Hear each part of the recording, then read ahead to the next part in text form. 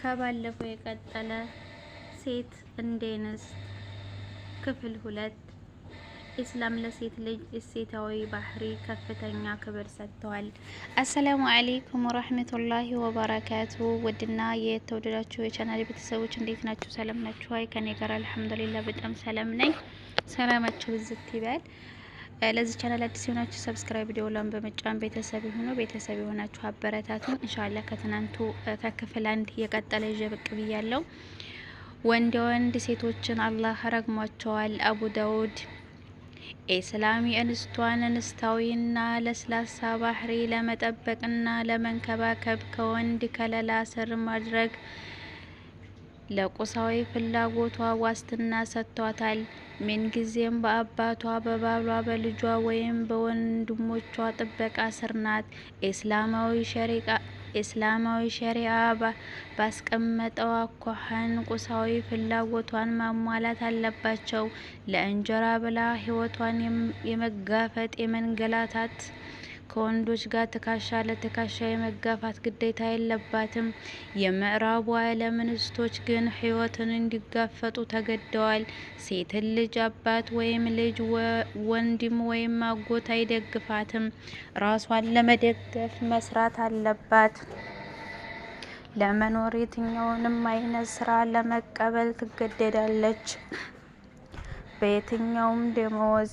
ኢስላም ባህሪዋንና አይናፋርነቷን ይንከባከባል። ስሟንና ክብሯን ይጠብቃል። ጥበቃነቷን ከመጥፎ ነገር ይከለክላል። ከእኩይ ምላሶች ይታደጋታል። ለዚህም ሲባል ተከታዮችን ግዴታዋን ጥሏል። አይኗን እንድትቆጣጠር ቁጥብና ጥብቅ እንድትሆን ለምእመናትም ንገራቸው። አይኖቻቸውን ይከልክሉ፣ ብልቶቻቸውን ይጠብቁ። አኑር 24-31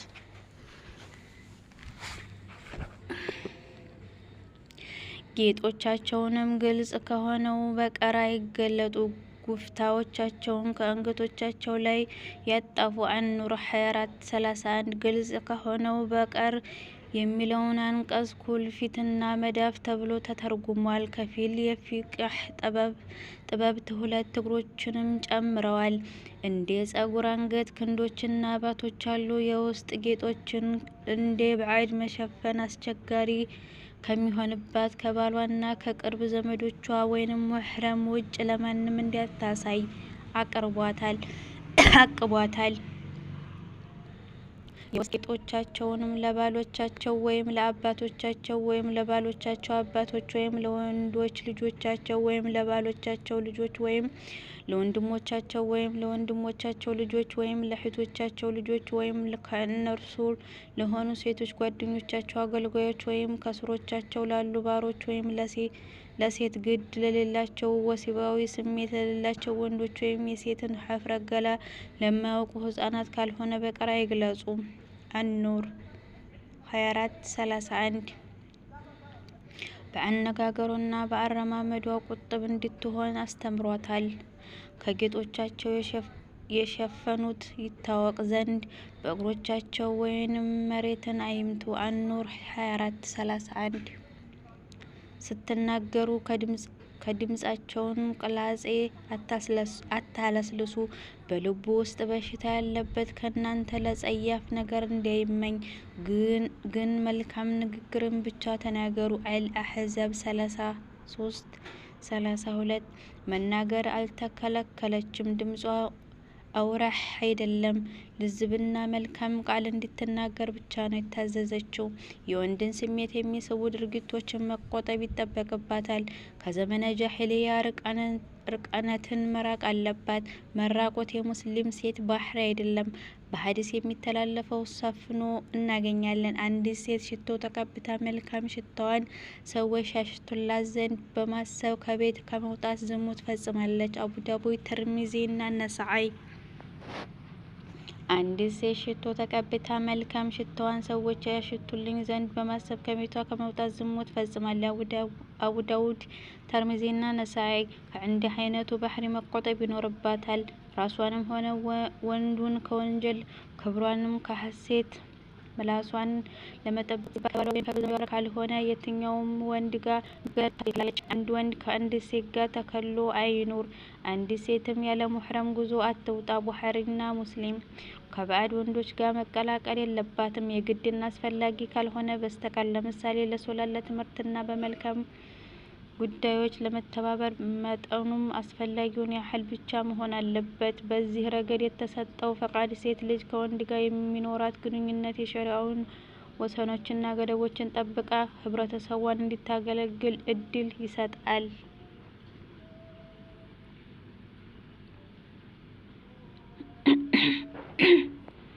ኢስላም ከላይ በሰፈሩት ድንጋጌዎች በአንደኛ ደረጃ ሴትን ልጅ ከነጣቂ ተኩላዎች ይጠብቃታል። በሁለተኛ ደረጃ ከጥመትና መንገድ ከመሳት ይታደጋታል። እንዲሁም በሶስተኛ ደረጃ ክብሯን እኩይ ምላሶች ትችት ይከለክላታል። በአንድ በኩል የዚህን ሁሉ እያደረገ በሌላ በኩል ስነ ልቦናዋን ከውስጥ ሀሳቦችና ጭንቀቶች፣ ከቀልብ መበታተንና ከውጥረት ያድናታል። እነኚህ ድንጋጌዎች ወንድን ከወሲብ ፈተናዎች፣ ቤተሰብን ከመበታተን አደጋ፣ ህብረተሰቡን ለዝቅጠትና ውድቀት ከሚያበቋት ሰበቦች ይጠብቃታል።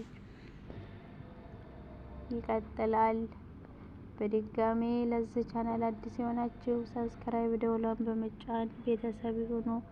ቤተሰብ የሆናችሁ አበረታቱኝ።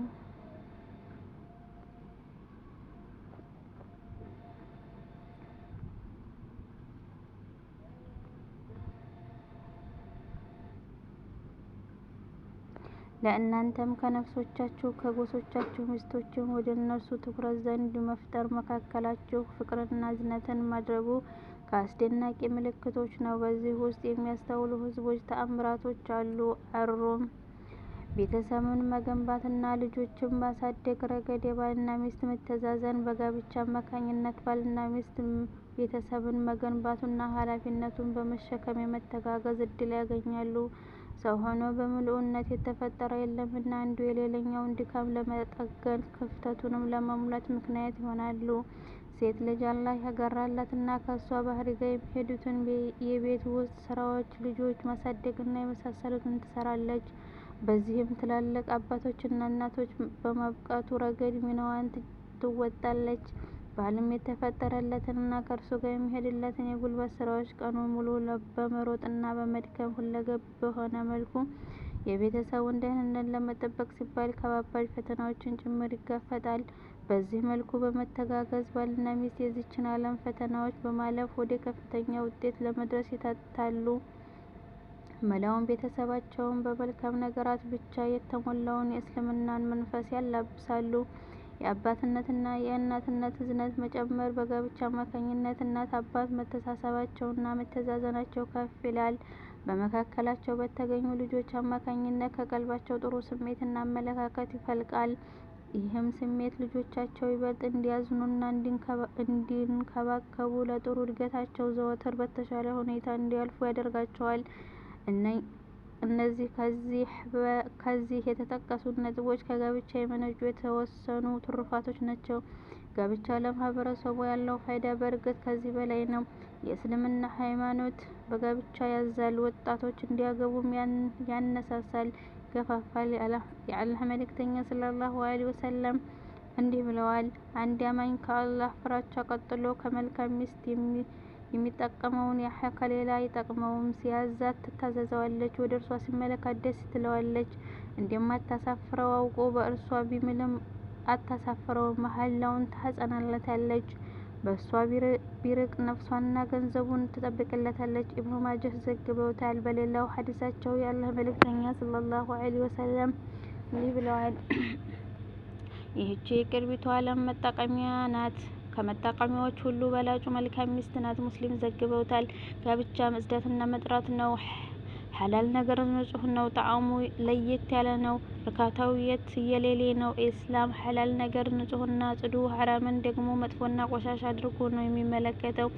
ጋብቻ መጽዳት ሲሆን፣ ዝሙት ደግሞ መቆሸሽ ነው። ዲናችን ላቅ ባለው መንገዱና ህግጋቱ ለጋብቻ የሚጠቅመው ወንድና በምታገባው ሴት መካከል ምርጥ የሆነ መመሪያና መስፈርት ተቀምጧል። ሰዎች በዚህ መመሪያ ቢመሩና በመንገዱ ቢጓዙ ትዳር እጅግ የመግባባትና የስኬት መድረክ በሆነ ነበር። ከወንድና ሴት ልጅ የተገነቡ ቤተሰቦችም እጅግ በተመቻቸ እምነት፣ ሰላማዊ በሆነ አካልና አእምሮ እንዲሁም ነፍሶች በተረጋጉና በጸዱ ነበር። ይቀጥላል።